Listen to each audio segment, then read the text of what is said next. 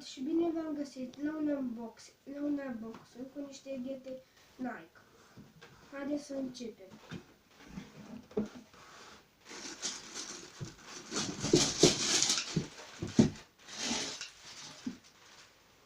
Așa arată ghetele. Hai să scoatem asta. Sunt cu șasetă și știți și voi destul de bine ghetele astea. Sunt abia noi apărute, sunt nou-nouțe. Eu abia ieri mi l-am cumpărat de la Intersport și pentru copii mărimea cea mai mare este de 36,5 și la adulți nu știu, cred că vreo 40 și. Dar este foarte bună, este rezistentă la îndoituri. Și este FG-AG, cum vedeți și voi. Aici sunt semne Nike. Și aici.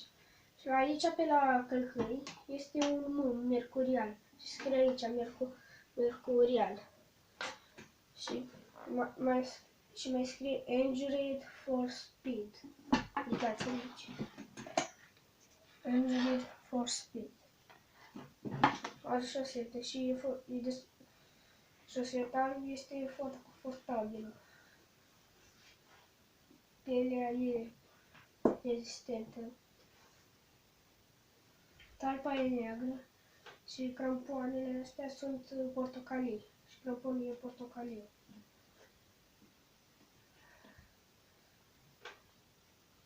Haideți să le testăm.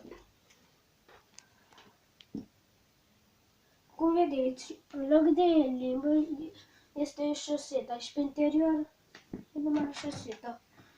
Cum vedeți, în picioare e confortabilă. Și ce să spun, să o testăm pe minge. Acum vom face niște rube. E de mică mingea și nu prea pot să fac.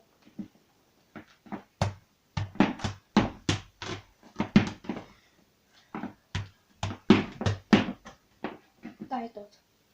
Te filmez, nu? Mingea era prea mică, prima minge, și am dat pe asta mai mare. Și haideți să dăm drumul la vânt. Am spațiu, e spațiu mic aici.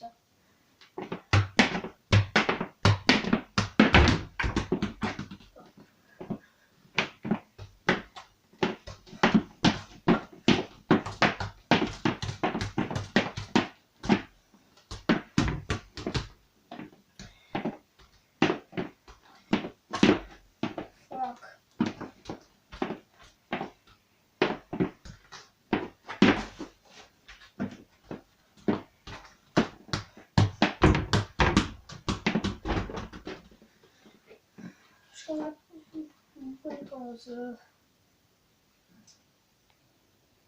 Și cam atât a fost cu episodul de azi. Nu uitați să dați un share, like și subscribe. Ne vedem pe data viitoare. Pa, pa!